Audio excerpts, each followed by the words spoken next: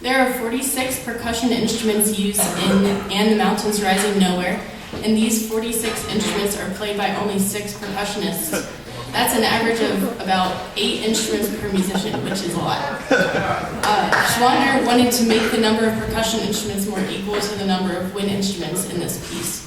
That's why there are so many more rhythmic instruments than the typical wind band music. You will hear water gongs. This is where a musician will strike a gong and then lower it into a tub of water.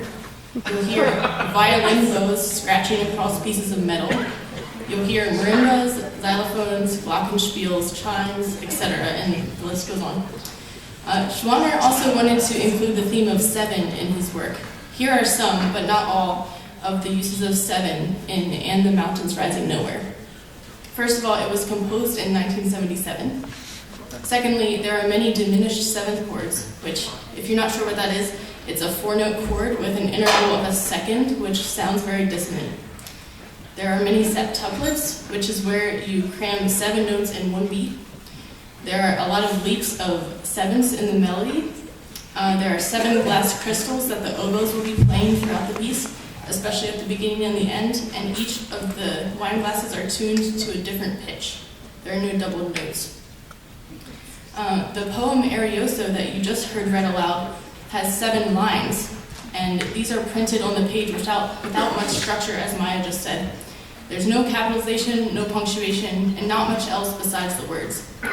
And this lack of structure parallels the beginning and end of Schwantner's work, as it has time signatures called X time.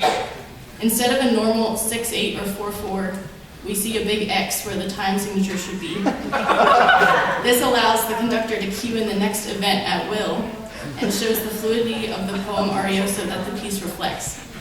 In another section of the piece, the timing is given by just seconds that the conductor will beat with his baton.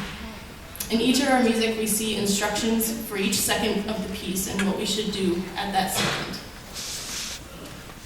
Some other time signatures throughout the piece include 4/8, 5/8, 5/16, and more. 5/16, for example, tells the player that there's 5/16 notes in a measure, and if you're familiar with music this way, it feels a little bit off kilter when we play that next to a bar with a different time signature. This happens a lot.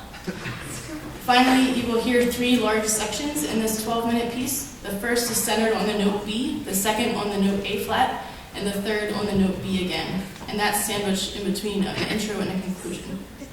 We hope you enjoy Schwantner's And the Mountains Rising Nowhere. Thank you.